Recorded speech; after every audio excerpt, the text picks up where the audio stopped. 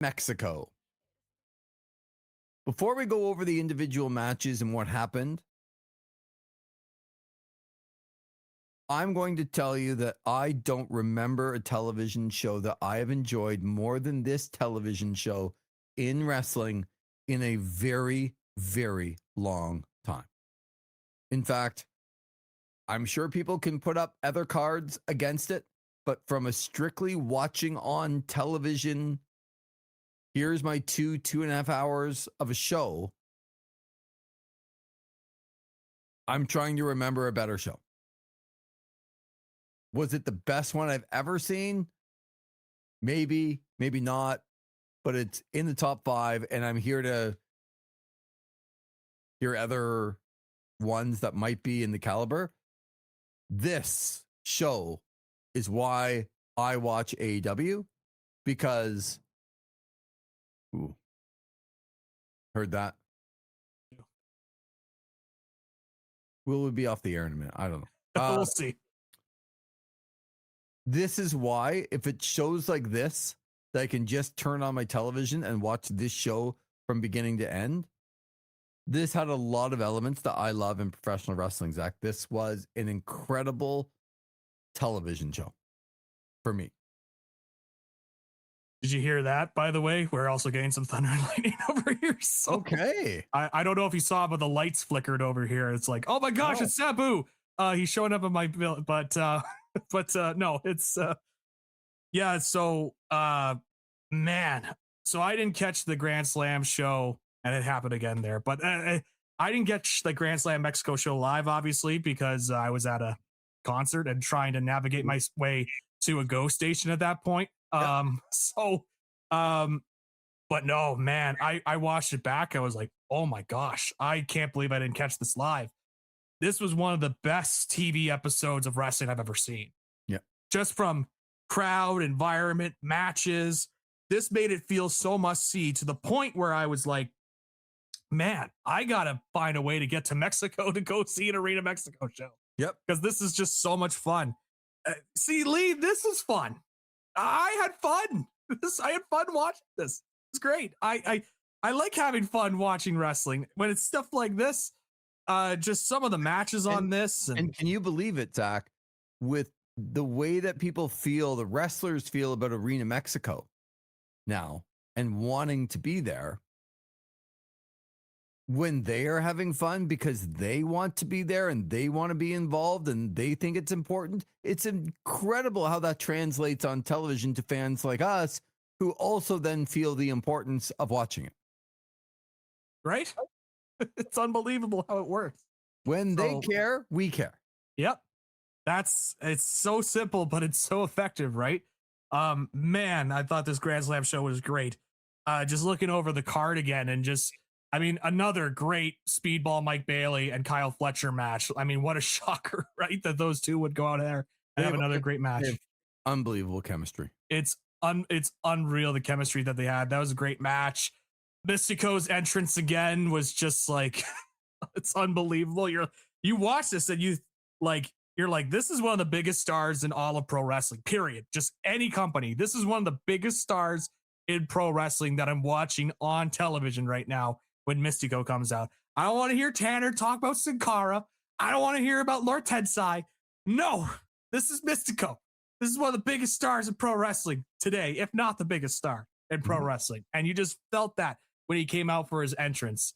Man, just up and down the card, just an incredible show, atmosphere, matches. I wouldn't be disappointed if Tony Khan looked at this and said, you know what, I could probably turn this into a pay-per-view next year. This is something that I would be willing to purchase next year.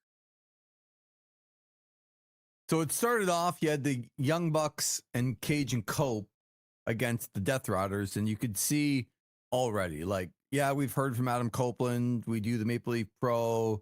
We know his bucket list now, Arena Mexico and Maple Leaf Gardens and all this stuff.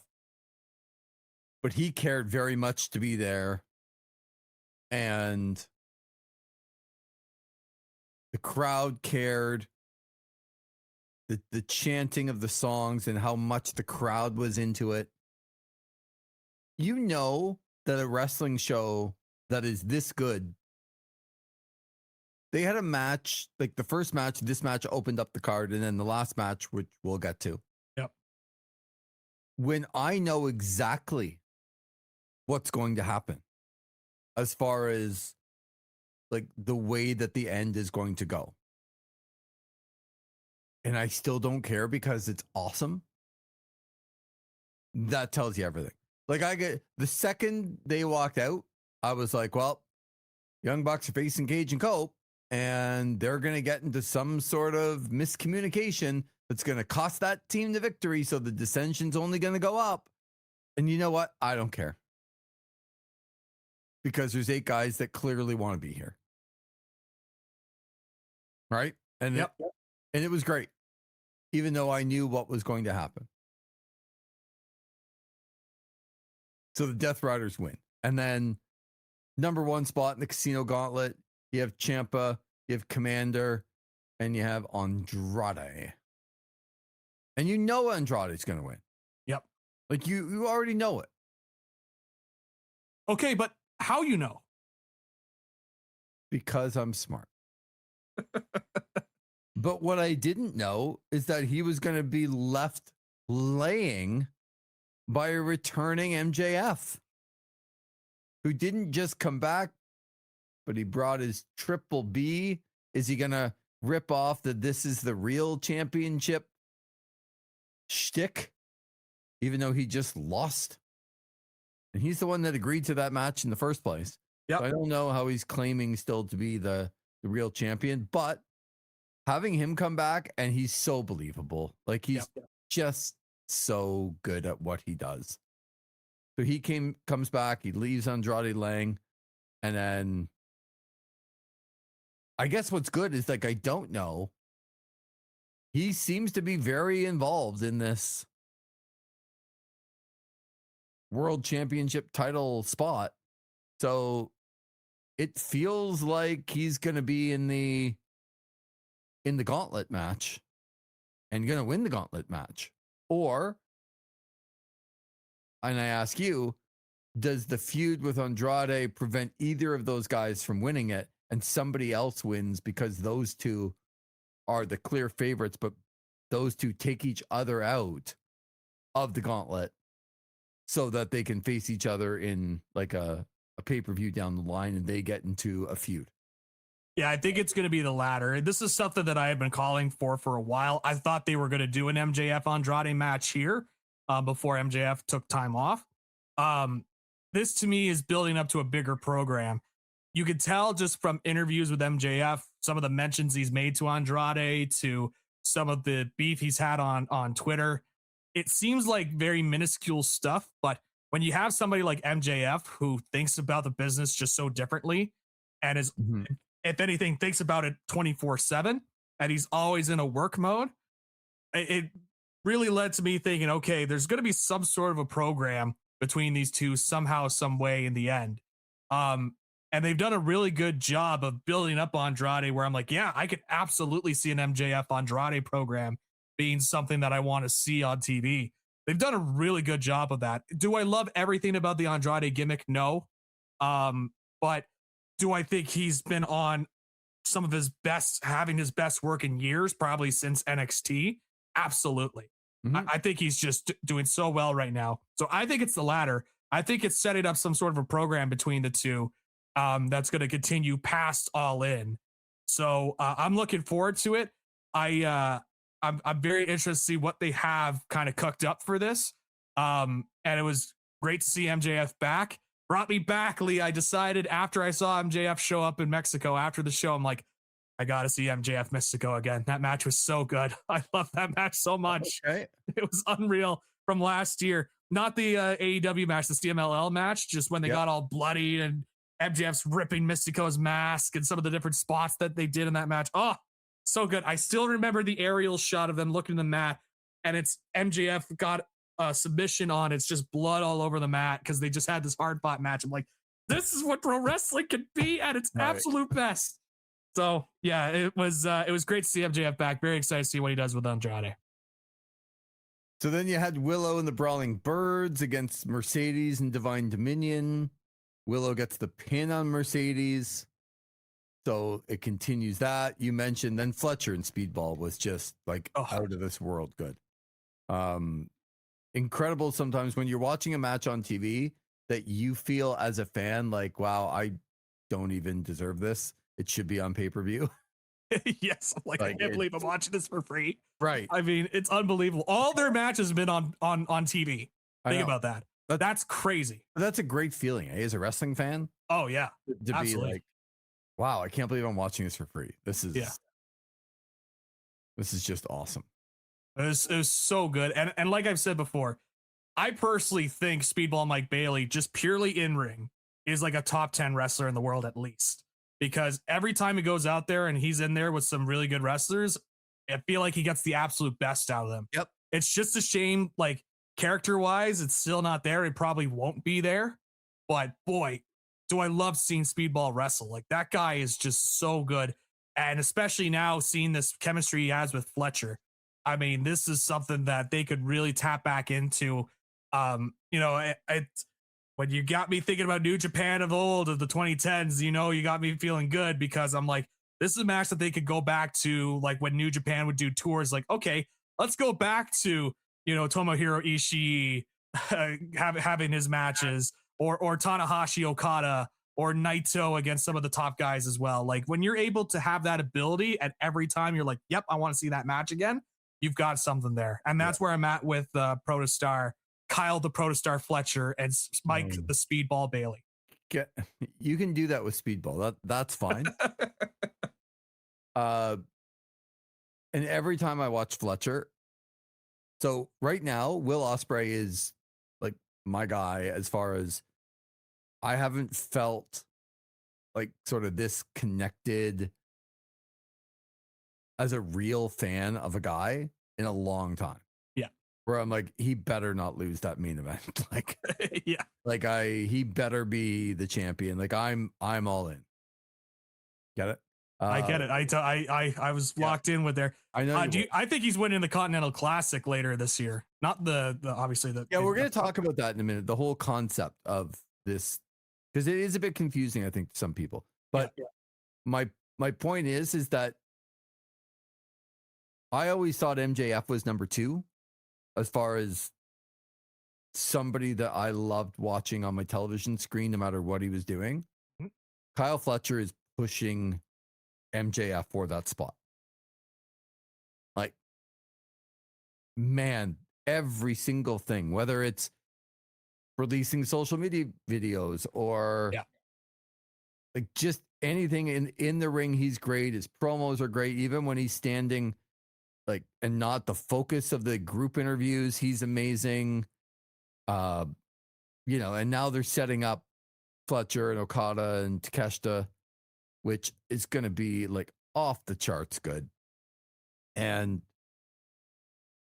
it's weird to hope that Kyle Fletcher is going to lose that match as a fan of like wanting him to do well, because I really, really want him in the world title picture. And it doesn't make sense to put him in right now.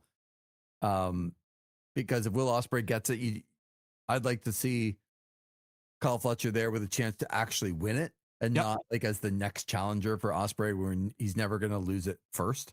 Mm-hmm. Kind of like the CM Punk thing going on right now with Kevin Owens. I'm so glad Kevin Owens is back.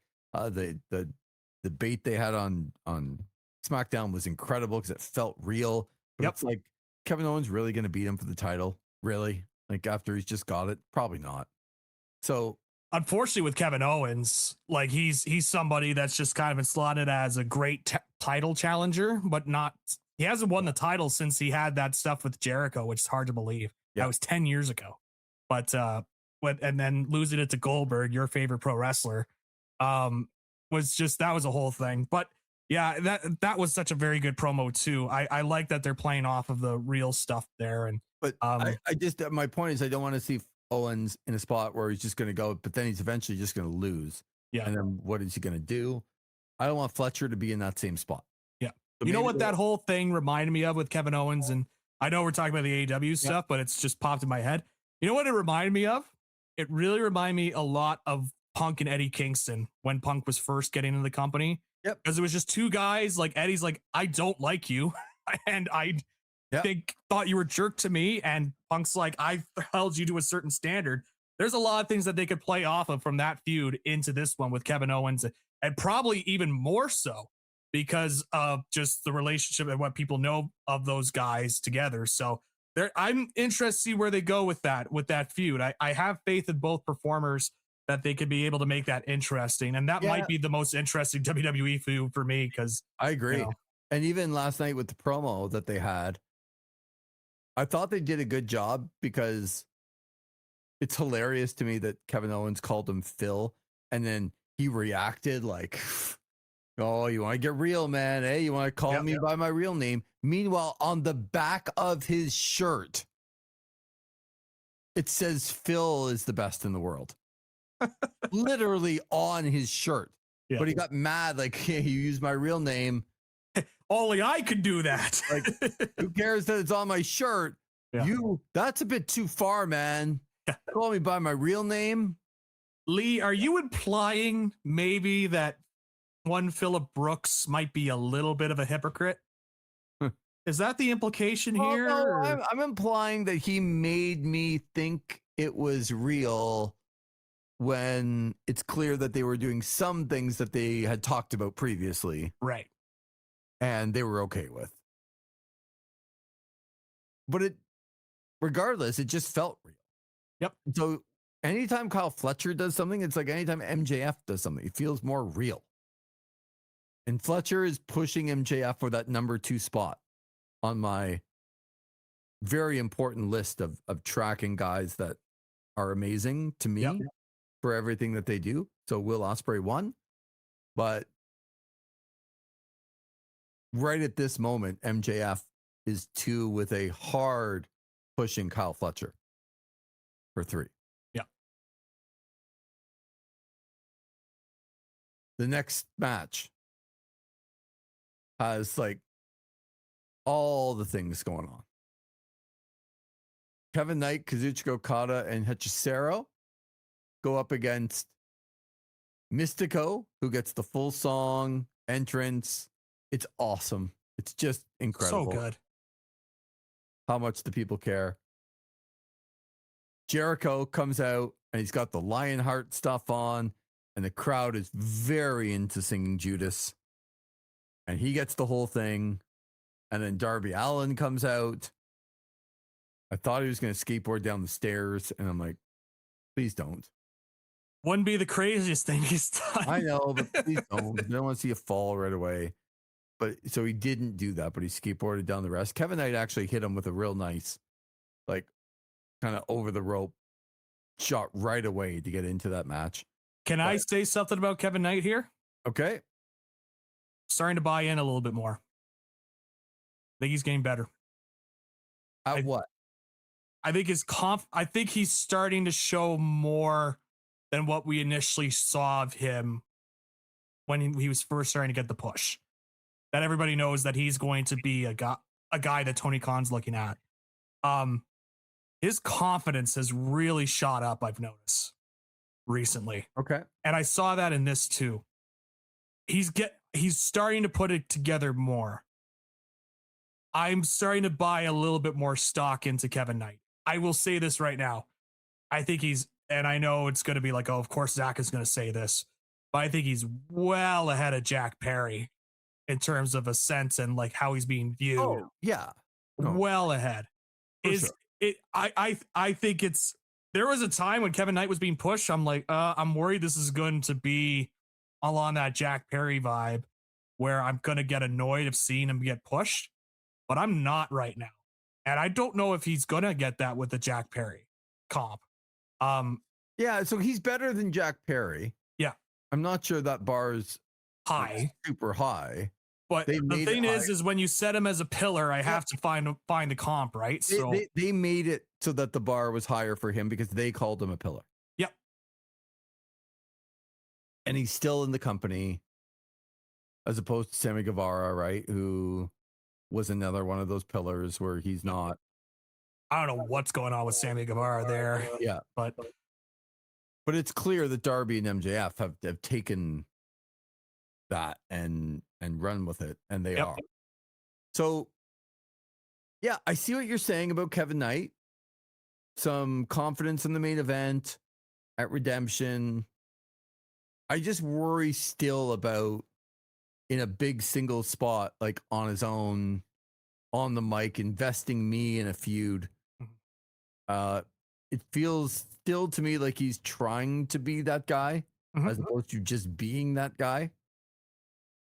But it does take some time with younger people for sure. Yep. And at the end of the day, they have to get their reps in somehow in order to get better.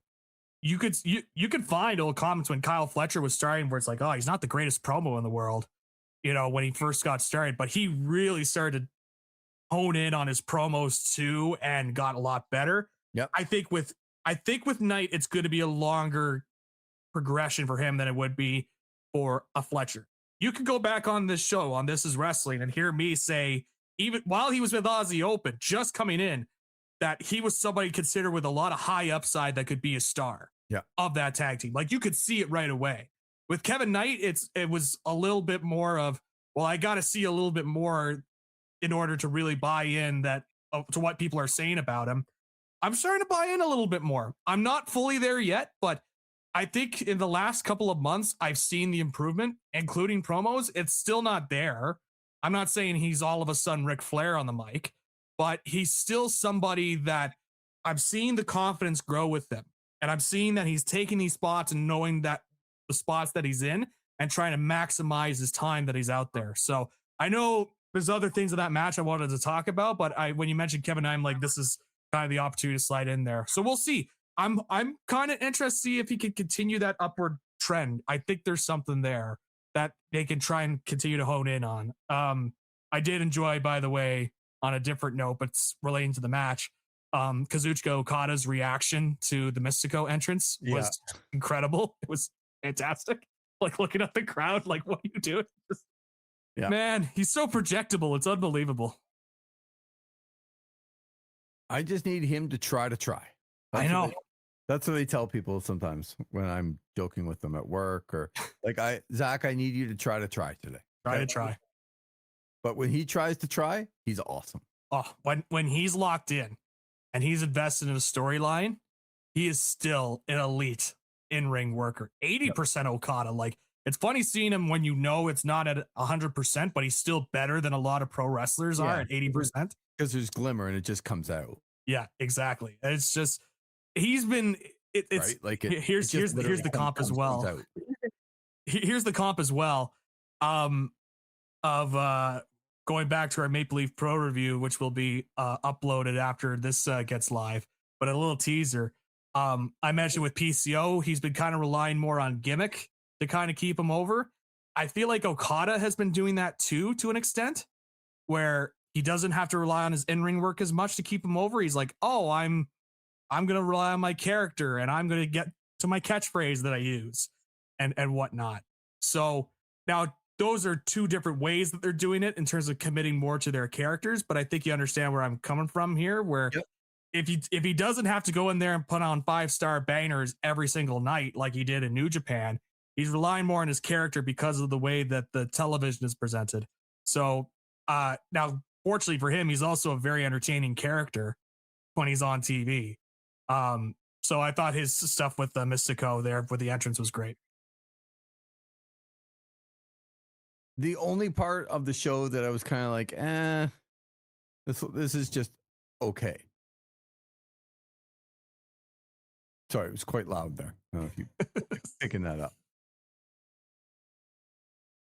I just would like, maybe they can't get there. Like Chris Statlander and Hikaru Shida, I just have this, like they flatline for me. Yeah. Statlander wrestling Persephone. They get Thunder Rosa involved. But it's like they keep shoving Hikaru Shida down my throat. And it's almost like I want to get behind Chris Statlander in better environments, but they just don't put her in these great environments. And I just don't care about Hikaru Shida. I just don't. So me neither. This one, Persephone wins. It wasn't awful, but it wasn't, to me, it was the worst part of a great show. That's what I would call it. Yeah.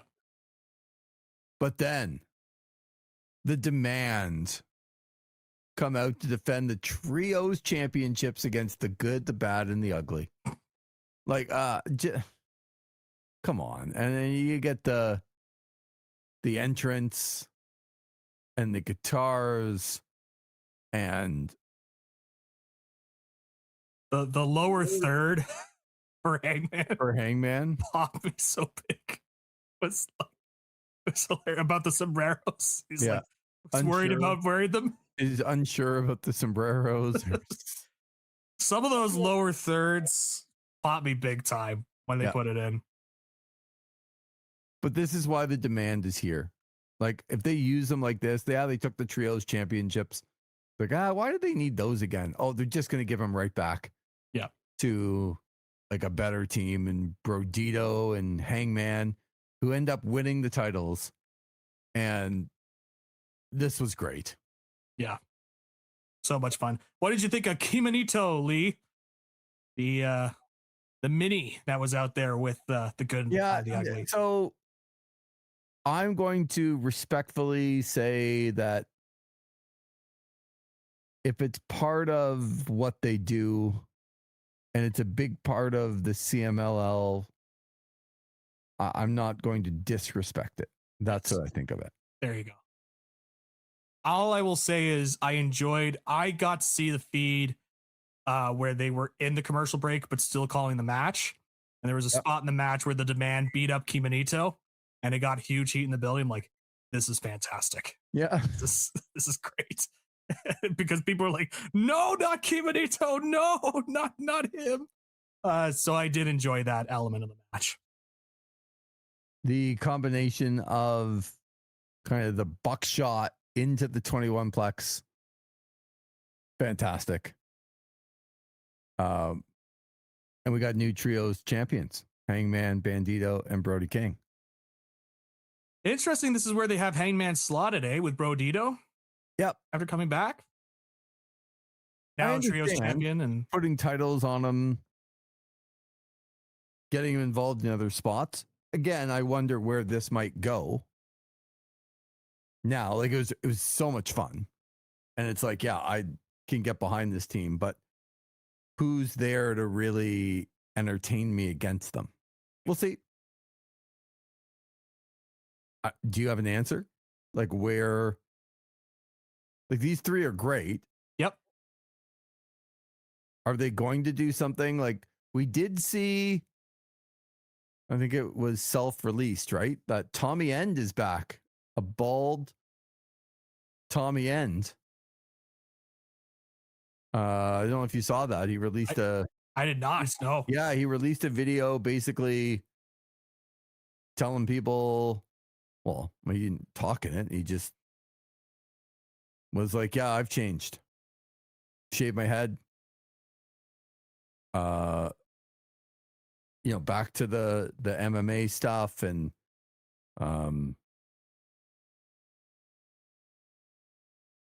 is he going to come back? And does he get involved in this? Right. Well, I know there's the tease because I saw the Buddy Matthews stuff where he said he's cleared and ready to go. Yeah. And there was that tease he had put out about, rising up and all that. That kind of led people to think maybe they were going to go back to that House of Black look and bring back a Malachi Black. I did not see this Tommy End video, so this is kind of news to me. I'm hoping the way that you described it, it's more of a self-reflection that maybe his views on how he viewed pro wrestling didn't translate as well. And that could be a tough pill to swallow for a lot of wrestlers and takes a lot of self-realization. Yep. So if he's doing that, saying, look, I'm kind of understanding why, because when I got into Tommy End, it was because of the fact that he had this cool move set that was different from everybody else. And he had this different look. And the way that he was kind of approaching wrestling is like, I would joke about on the show, is like, look at how the symbolism, my socks, it's black, which means darkness, right? Like stuff like that was just kind of like, come on, man. Like you gotta be. And the way that he would act in front of people as well, when they were trying to look into stuff and blaming it on us for looking into stuff. despite the fact that you've invited people to look into stuff deeper. Like Yeah. you can't have it both ways. So the way you're describing it, again, I haven't seen the video. Maybe I'm totally off base. Well, the But video is just like, yeah, like he literally is sleeping and he gets out of bed and like he's gonna go and he's doing some things, kind of waking up, looking around at some of like in his house about some of the things that he used to do, and then he turns the lights off. It's like he's dreaming, and he wakes up and then ends up thinking, okay, like what am I doing here? Selena Vega's in the video. It's an interesting video. It's about 3 minutes long. Looks like it's like getting back to your roots kind of thing. yeah. Well, if he's doing that, good. And I've been very critical of him in the past, but if he's kind of looking inward and going back to his roots, as you mentioned, then good on him. I cannot criticize the guy for that at all and trying to do something different. So And I can tell you appreciate that. And I can tell you the look of him bald and getting back into this like mixed martial arts fighting style is a good look for him. Yeah. My question would be, okay, if Tommy End's coming back and he's coming back like this, and Buddy Matthews is on the way back here, to me, there's a good story there of, do they get Brody King back? Do they pull Brody King away from Brodito back over to the other side and get involved in this Hangman, Bandito, Brody King, right? Now there's 5 guys there. Yep. Would that be a step back for Brody King? Well, it depends how much you're going to push the group at that point. Right. Because, well, again, I love that there's layers here. Yep. So it goes back to every time we're watching, there's people that think, and I know Le Champion has this view. It's like, why does Bandito still have the Ring of Honor World Championship? Because he comes in, and yeah, he's now the Trios champion, but he loses. Like, he's one of those, I don't want to call him Speedball Mike Bailey or Mark Briscoe, but he loses as much as he wins. Yep. And he's great. It doesn't mean he's got to win all the time, but as the Ring of Honor World Champion, he's like 50-50 in AEW. And I don't even think that's bad. Yep. But it's just, why does he still have that championship? And is that holding him back? Do they have plans for Bandito to go and do some things with this Ring of Honor World Championship? And if they do, are they going to tie him up in Brodito? Like, what are they doing with him? And when you answered that question, it's like, if they're not totally committed to Brodito, I don't know if it's a step back for Brody King. I think he's kind of established himself here. Like, he's pretty good. And then if he goes with them and they push the old House of Black, or with the new group with Buddy Matthews and Tommy End, if they push them hard, I don't think it's a step back unless they have big plans for Brodito. I don't know the answer to that. I know that Hangman probably shouldn't be tied to them long term. Yeah, that I agree with. I totally agree with Le Champion, by the way, on that Ring of Honor champion point. If he's just going to go out there and lose his matches, why have the belt on him in the first place? If it doesn't make Ring of Honor look great. No. If you're Tony Khan, you can't tell me this is a legitimate brand you're focused in, but then your champion is just losing every week. Yeah, and maybe not even if it's week, but like not dominating. No. Compared to other champions in AEW. That's for sure. And look at Athena. Yep. Absolutely. Like, doesn't dominate on the women's side in AEW either.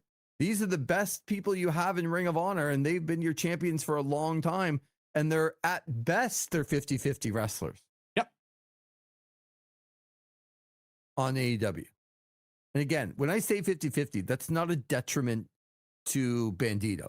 I think he has some really good matches. I think he does some really cool things. He's a big part of what they do. Like Speedball Bailey would love to be a 50-50 wrestler. Oh my God. Yeah. The way that he's been booked right now. Right. Absolutely. And people still think he's great, right? Yeah. So yeah, I don't really know. Like my guess would be maybe they do a big thing where these guys are coming back, Tommy and Buddy Matthews, and the story would be, can they pry Brody King away? And you could probably hang on to that for a while because he's not just immediately going to go. Right. Maybe he never goes if they're going to do something with Bandito and they add somebody else to the group. Or maybe they do bring him over. Like, I think there's something there that you could hold on to for a while. Mm-hmm. But what's Hangman doing? Is he just a part of this, like watching on the side kind of thing, where he's not the focus? Like, what is the long term here with Hangman? My guess at All In is this new group coming back. And maybe they add somebody else if they can't get Brody King and challenge for the trios. But let's get to the main event because it's a match we've seen a couple of months ago. I know I told the story before, but I do tell like our buddy Steve, not really into wrestling. The first match I let him watch was Will Ospreay and Mark Davis in the semifinals of the Owen Hart Cup, which was a main event on Dynamite as well. And it was just, hey, here's an introduction to two guys that used to be a team and they're no longer. And it was a pretty good match. Man, I'm really happy for Mark Davis because out of United Empire, he felt very much like the forgotten guy or the third guy from Will Ospreay to Kyle Fletcher to him. And they have made him relevant.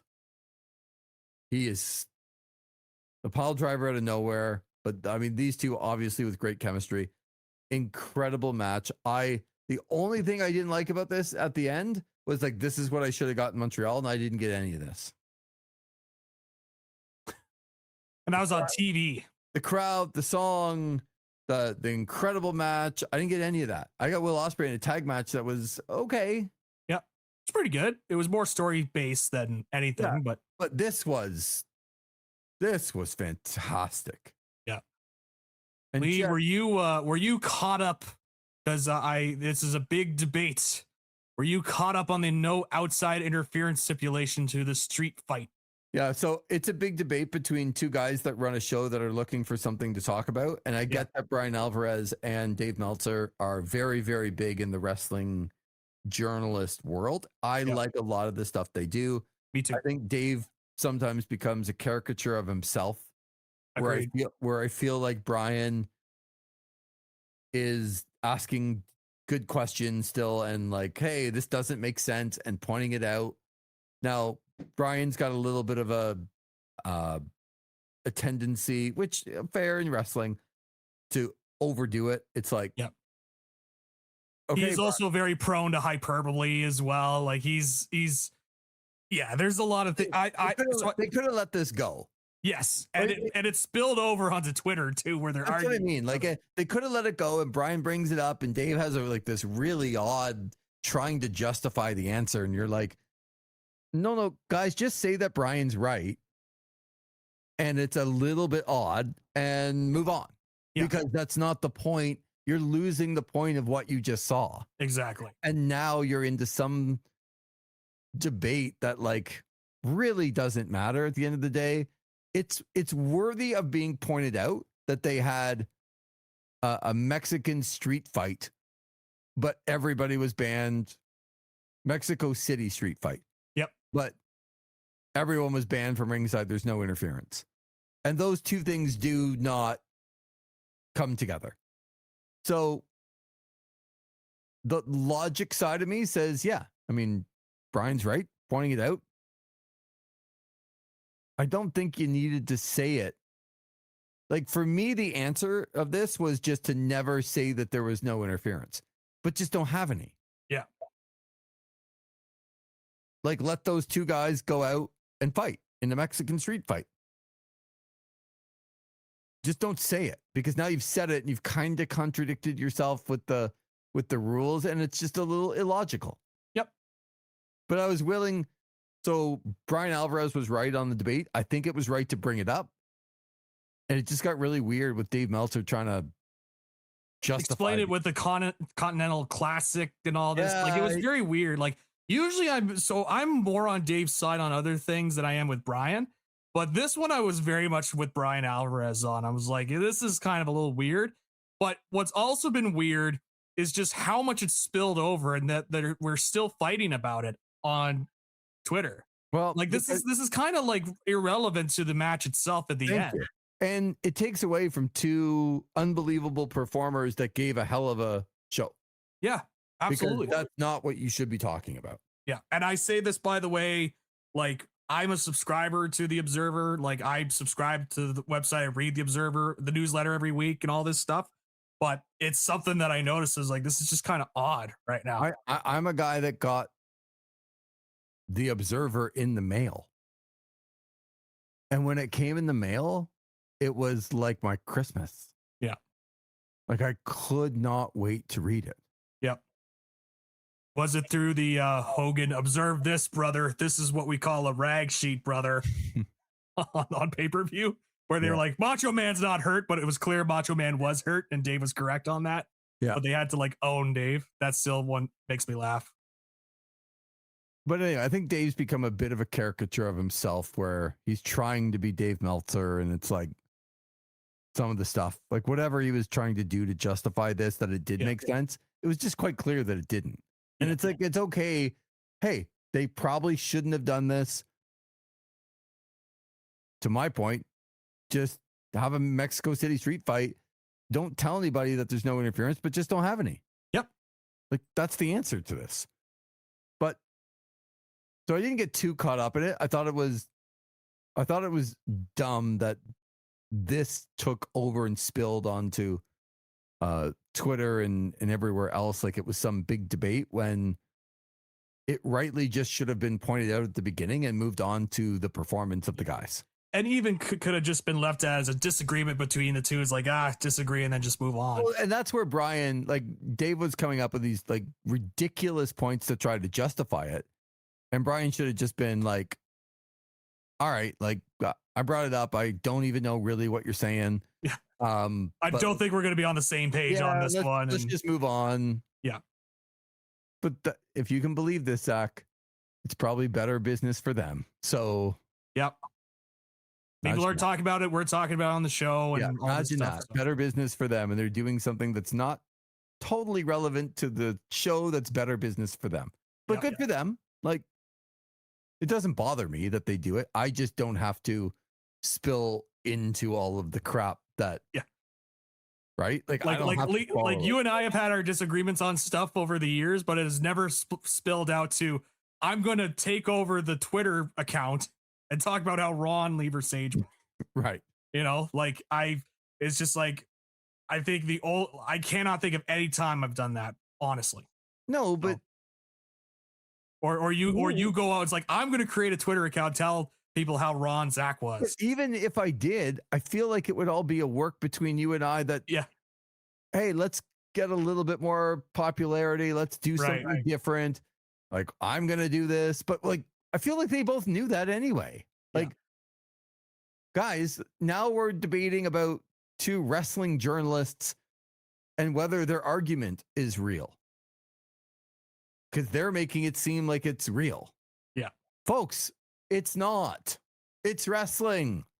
Stop. They both know. It's about creating some buzz around it. And have they done that? Yes. Tell me what you thought of the spot throwing Ospreay into the crowd, and the popcorn vendor throws away the popcorn real quick to catch Will Ospreay. Yeah. Such a visual. Not something you see in pro wrestling. It was so Arena Mexico-ish Yes. to me. So good. It's one of the things that, as you mentioned, makes it stand out. It makes it different. That what do I preach every time we talk about AEW when they do stuff? Like, try and do things to make yourself different from the number one in WWE. What's the thing that you can do that WWE can't do? And I cannot recall a time where Roman Reigns and Cody Rhodes are having a fight, and Cody Rhodes being launched, and the guy has the popcorn. He throws the popcorn away to catch the guy. It was so good. So good. And then just the chemistry that these guys have is nuts.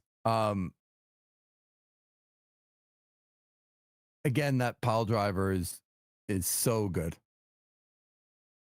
And when he just comes out of nowhere.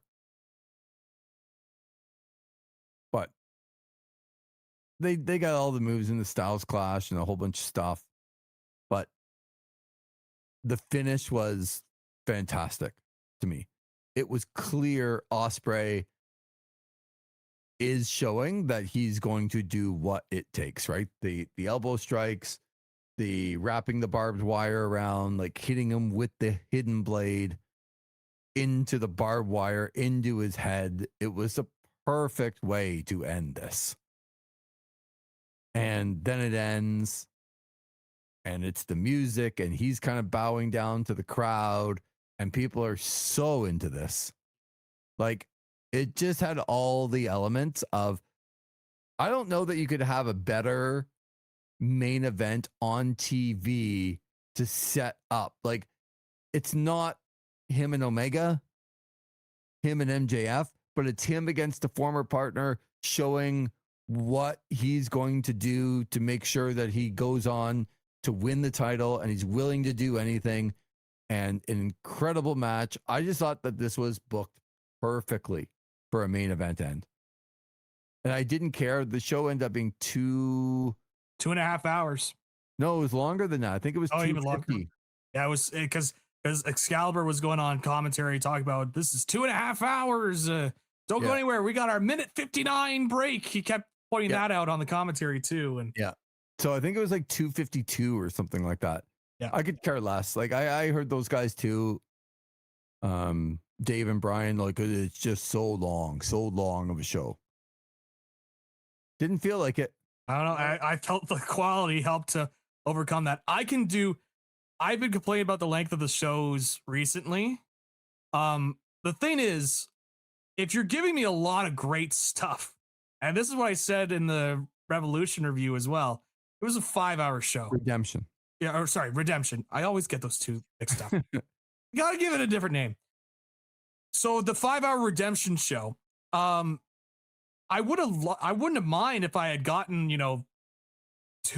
more match of the year quality stuff, but I got a lot of good. I got a lot of really good, but if you're going to give me 5 hours, you got to give me more than that, right? Yeah, it's got to be great. It's got to be great. And where it's like, man, this was so well worth my time. This is a great television show that was 2 hours and 53 minutes. We got a 5-hour pay-per-view that was good, but not great. Yeah. So that's the difference. Yep, absolutely.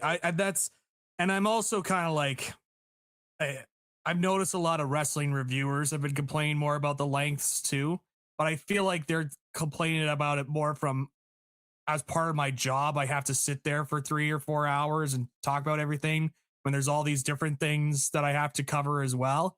And I'm sorry, like, I don't think people really care about the tribulations of your job in that case. You know what I mean? Like, you get to sit there and watch pro wrestling and talk about it. Not a lot of people are able to do that as a full-time gig. So I will only really complain about length on the shows if I felt like it wasn't just justified in terms of what you got on the show.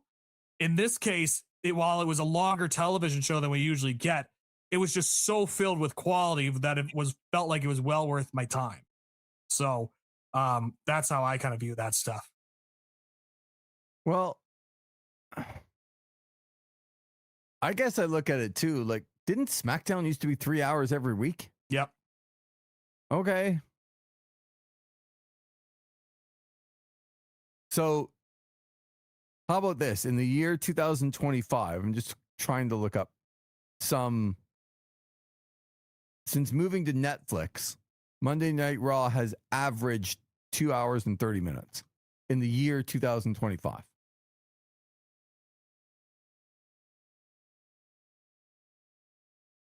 I don't recall a Monday Night Raw show being half as good as what I saw on Wednesday night. So come on. It's 252 instead of, because we tell you it's 2 hours. Then this one was booked to be 2.5.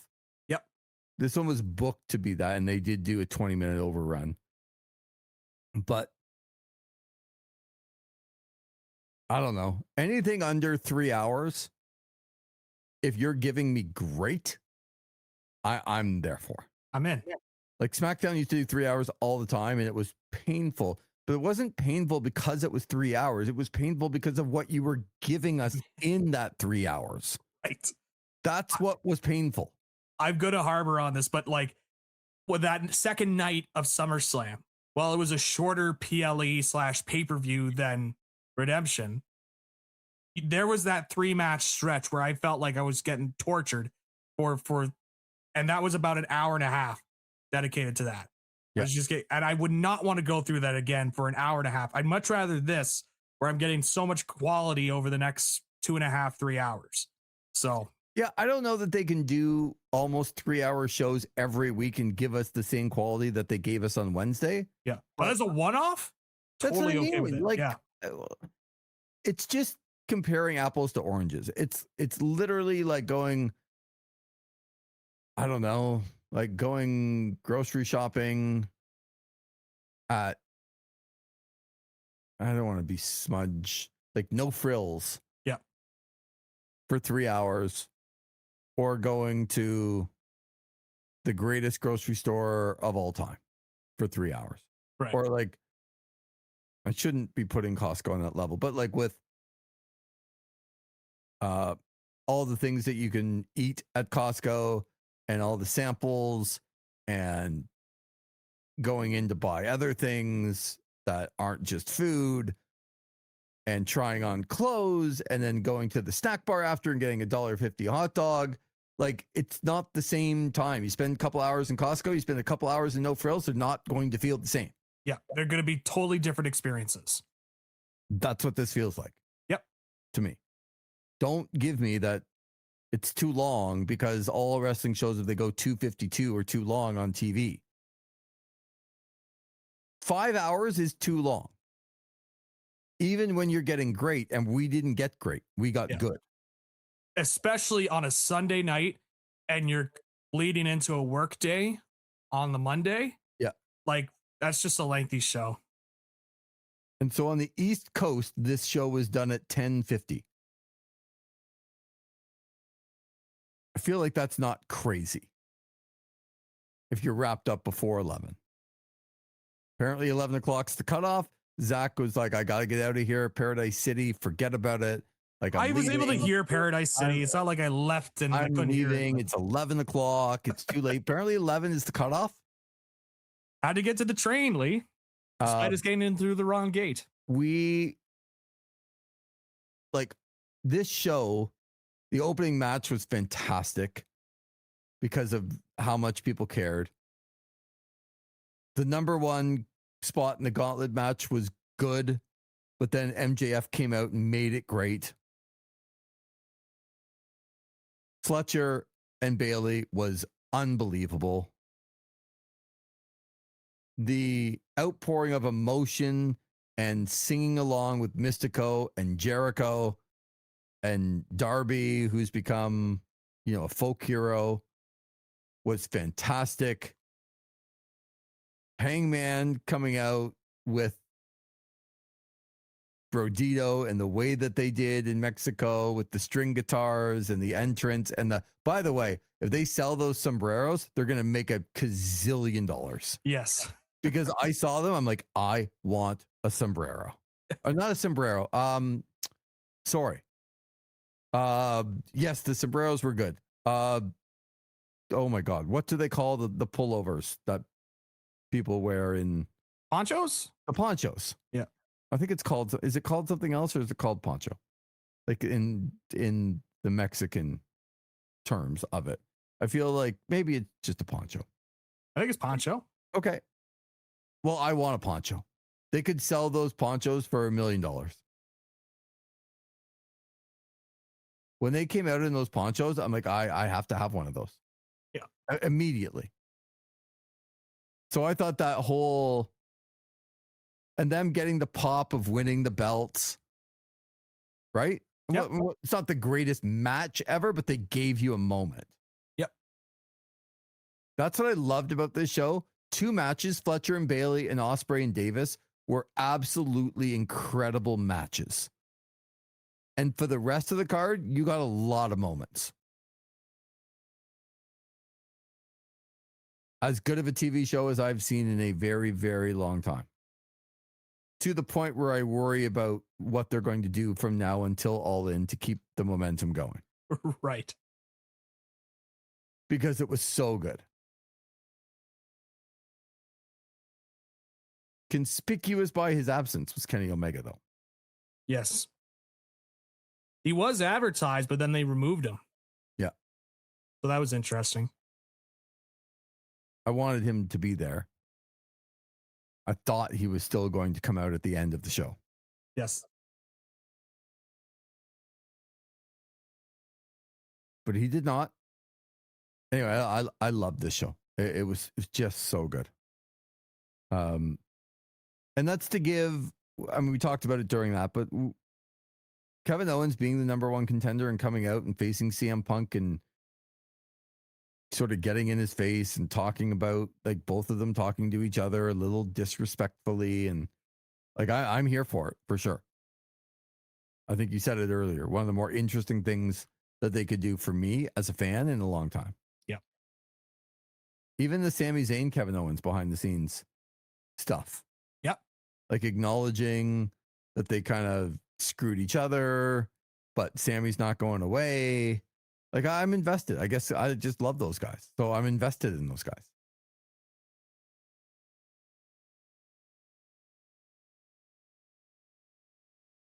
But what's to come, Zach? What's to come? We shall see. Probably going to do it for us, eh? Yeah, that was a bit of a lengthy show, but it was good. A lot covered there. Got a lot of bases covered on this show. We, as you said, Maple Leaf Pro. Is it not out already? I had it confused with the other thing we recorded recently. Oh, okay, so, yeah. So yes, the Maple Leaf Pro is out. So you're like, oh, I'm going to release this soon. I'm like, I thought I just saw it. Lee, there's so much content coming out. I know. Wrestling. That even I'm losing track. What a problem to have. We're losing track of our own content. Yes, it's unbelievable. I love that. Yeah, this would be a little bit of a tease for people, but also stay with us. We are producing a bunch of content. We hadn't done a review of some of the other things that were going on in a bit, but be a little patient with us. If I am taken off, who knows? Some of those episodes will come out a little bit later. Keep it going. Yep. When I'm not here for a bit. So Dark Side of the Ring. We did the review on Jeff Jarrett and TNA, but there's a bunch of reviews to come, including the Big Boss Man, Ray Traylor, including the Renegade, Rick Wilson. Those episodes have been out, and I'm sure still to come here in the next couple of days. Necro, Butcher, and Samoa Joe will be out. Yep. I can tell you that we have recorded that. Yep. And that will be out for your consumption, fairly soon. And we'll spread out some of the Dark Side of the Rings to be able to get past some of the time. But we still look forward. Like, Fighting Back is coming up on August the 15th. And we got Dalton Castle versus Von Vertigo. That Dalton Castle getting on the show too. Eddie Kingston in a 6-man tag with Ortiz going to be on the show. Remind me of her name again. The former Zoe Stark. I think her name is Zoe Serrano. Zoe Serrano. Thank you. Joe Gacy. Yep. going to be there as well. So a big show for C4 fighting back on August the 15th. And then the last week of August is great because here in Ottawa, both Monday Night Raw and SmackDown. SmackDown going to be taped for the following Friday. And by the way, Kevin Owens is taking his shot at CM Punk in the number one contender spot in Toronto coming up on August the 21st, SmackDown. So the fallout from that and everything that will happen on Monday Night Raw and SmackDown for the following week will happen in Ottawa on the 24th. That'll be really interesting to me how they navigate Kevin Owens getting his world title shot against CM Punk in Toronto.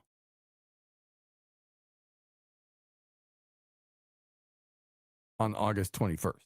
And then, of course, All In coming up on August the 30th. Daytime. So I was told it starts at noon. Is that correct? The All In show?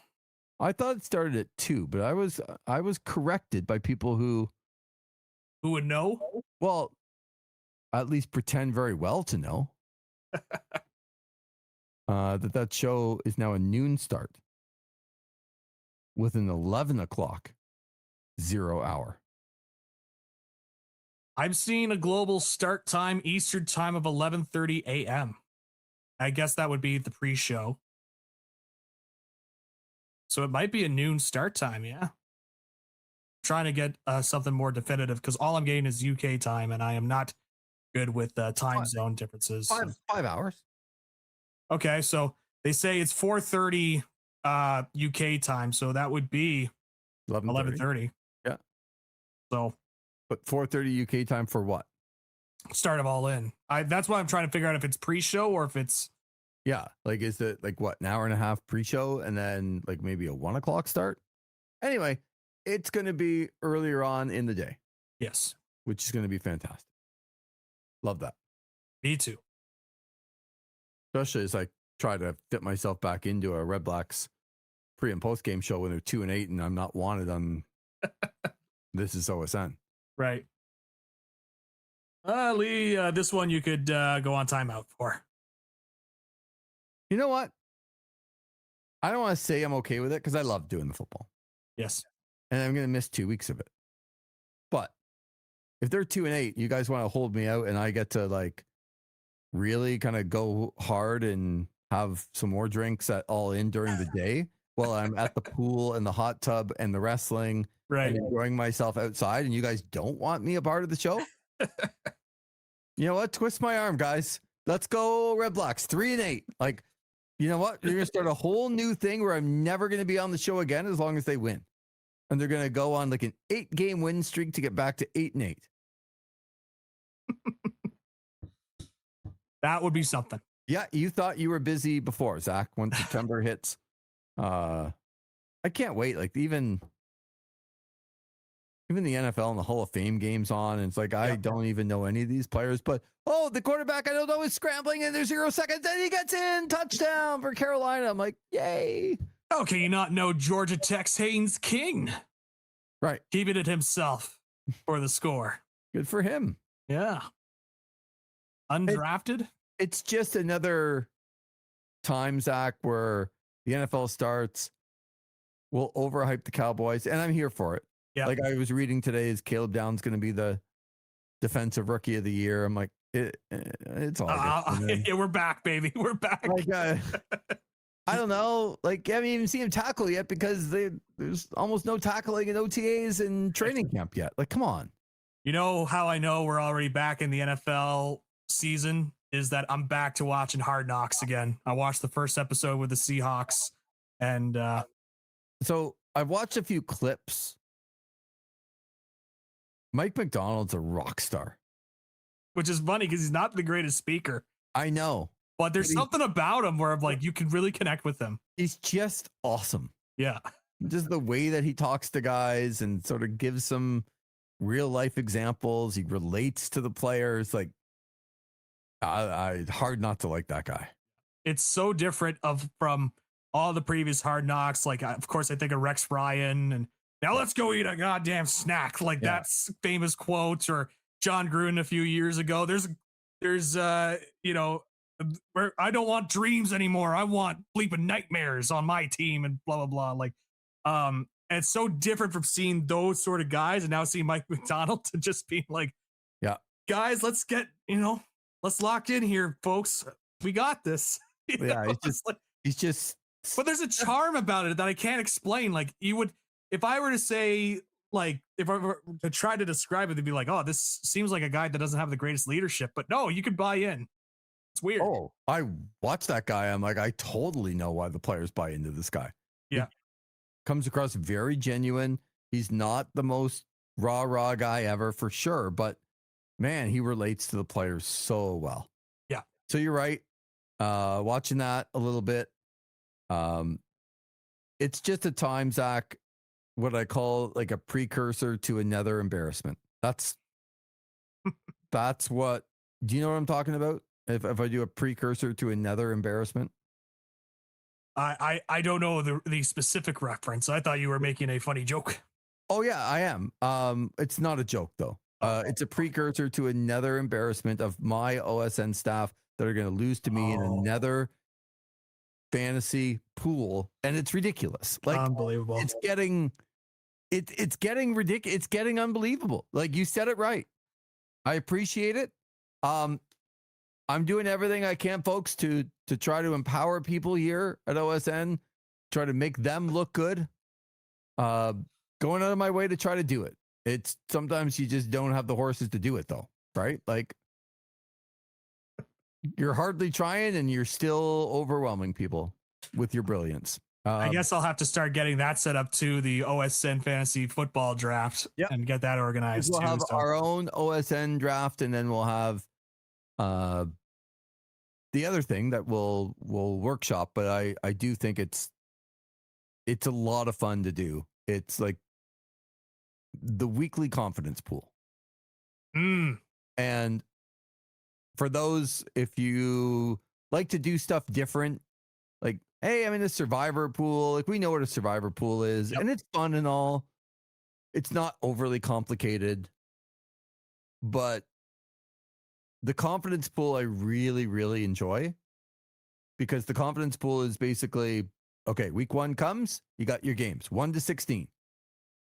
The concept's easy.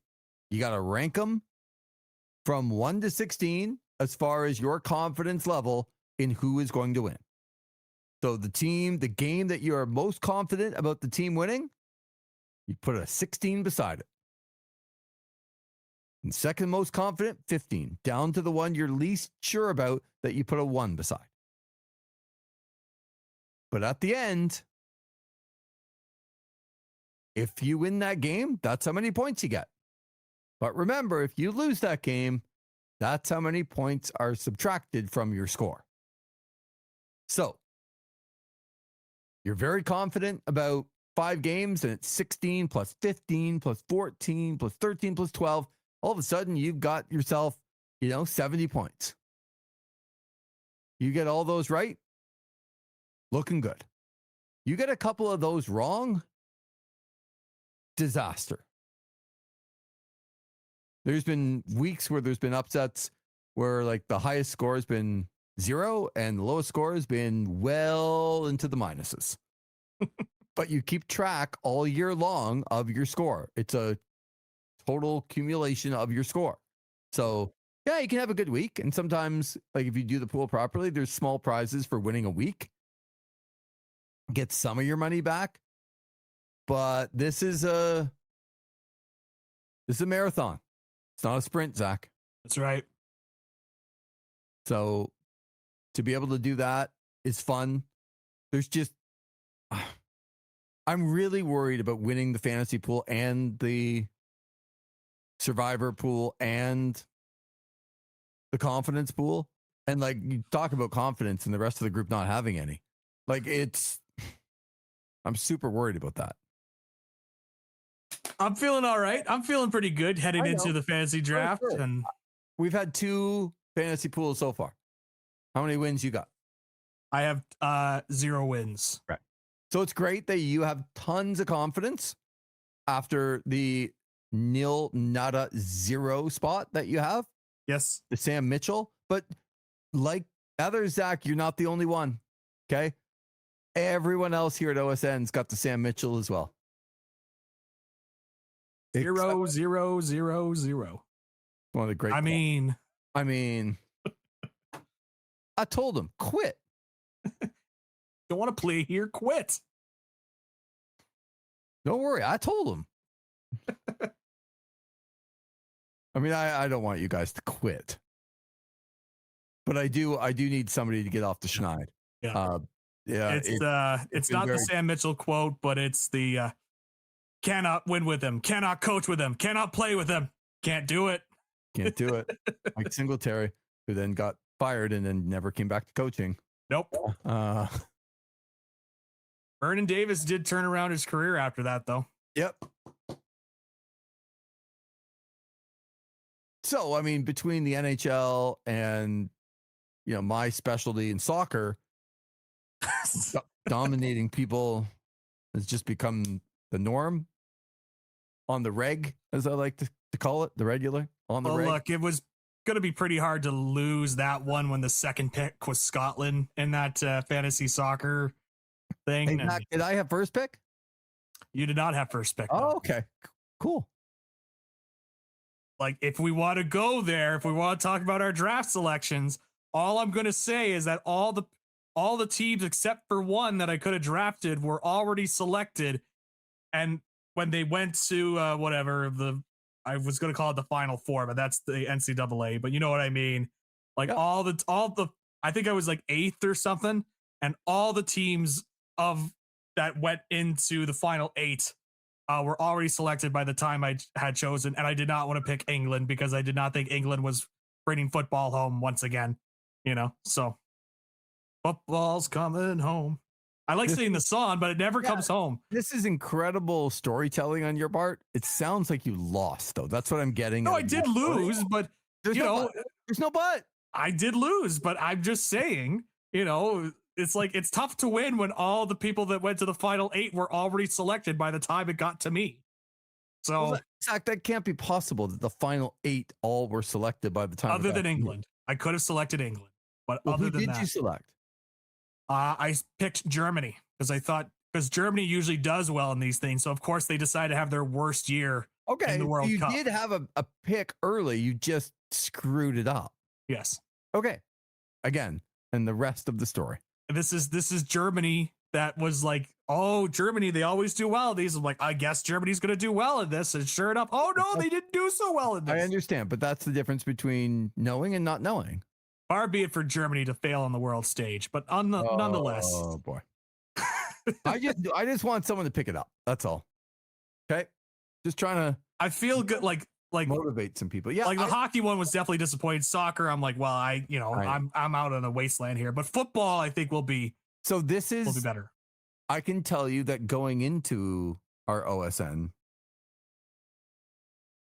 fantasy football as like the double champion, the guy who just wins everything that we've had so far, I'm most worried about you.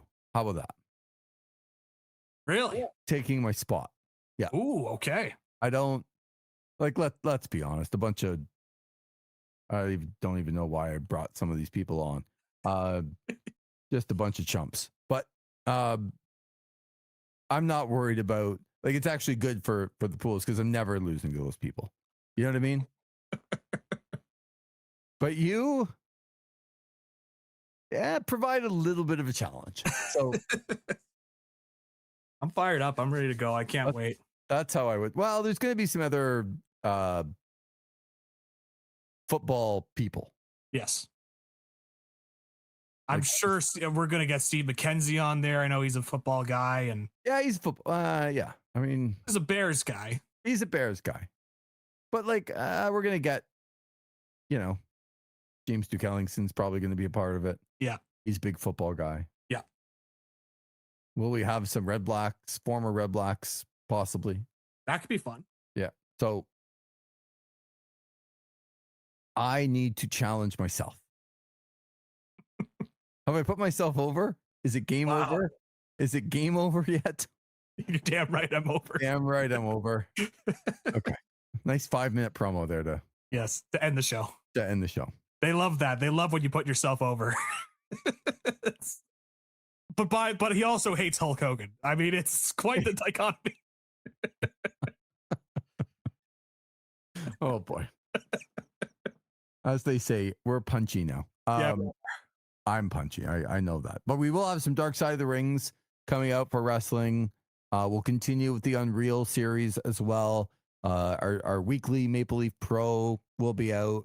Kind of our weekly shows will be out. You won't miss a thing, even if I am gone for a little bit, and then we'll figure it out. But this has been fun, Zach. Thank you. Yeah, no, this has been great. This has been a lot of recording. I'm glad we were able to get this done, and more along the way for this weekend. So I'm looking forward to it. My question to all of those listening live is Zach going to cut this up and make them 2 different shows in post-production? I'm going to answer that for you right off the top. Yes.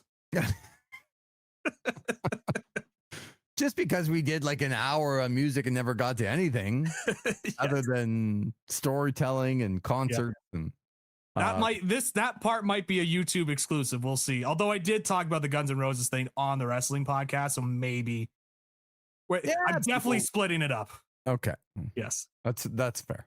Yeah. So thanks for staying with us. And like I said, lots of coverage still to come, coming out at the beginning of this week, and then we'll go from there. So for Zach McGibbon, I'm Lee Versage. Thanks for being with us on a dual This Is Wrestling, This Is OSN live stream here on OSN.